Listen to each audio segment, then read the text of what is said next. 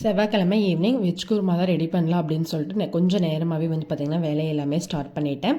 அப்படியே குருமாக்கு ஒரு side ready பண்ணி விட்டுட்டு அப்படியே வந்து பால் காய வச்சிடலாம் அப்படின்னு சொல்லி பால் காய வச்சுட்டு சாமி கும்பிட்றக்க ஆரம்பிச்சாச்சு. சூப்பராக திருப்தியாக வந்து பார்த்திங்கன்னா சாமி கும்பிட்டுருந்தேன். தம்பி பாப்பா கொஞ்சம் டிஸ்டர்ப் பண்ணாங்க, அப்படியே வச்சுட்டு சாமி கும்பிட்டாச்சு. இனி ஒரு வாரம் பிரச்சனை இல்லை அப்படிங்கிற மாதிரி மாவு வந்து பார்த்திங்கன்னா அரைச்சி வச்சுட்டேன். தோசை மாவு இல்லை அப்படின்னா கடையில் தான் வாங்கிட்டு இருந்தோம். சரி நீ கையோடு அரைச்சி வச்சிடலாம் அப்படின்னு சொல்லிட்டு அதையும் வந்து பார்த்திங்கன்னா அரைச்சி வச்சுட்டேன். அரைச்சி லைட்டாக உப்பு போட்டு கலக்கி வச்சுட்டு ஸ்நாக்ஸ் வந்து ரொம்ப பசியாக இருந்துச்சு. சரி ஹஸ்பண்டும் வந்து எதாவது ஸ்நாக்ஸ் கேட்பாங்கன்னு சொல்லிட்டு கோதுமை மாவில் போண்டா வந்து போட்டுட்ருந்தேன். கோதுமை மாவு, வெங்காயம், மிளகாய் மட்டும் போட்டு வேறு எதுவுமே போடாமல் போட்டு ஒரு ஸ்ட்ராங்காக ஒரு காஃபி வச்சு ஸ்நாக்ஸ் வந்து சூப்பராக சாப்பிட்ருந்தோம்.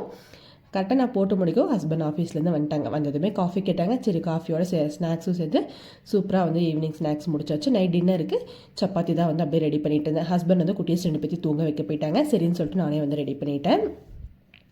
சூப்பராக சப்பாத்திக்கு வெள்ளை குருமா வந்து ஹோட்டல் ஸ்டைலில் ரெடி பண்ணி சூப்பராக டின்னர் முடிச்சாச்சு. இந்த kurma recipe next week long வீடியோவில் ஷேர் பண்ணுறேன். தேங்க்யூ ஃபார் வாட்சிங்.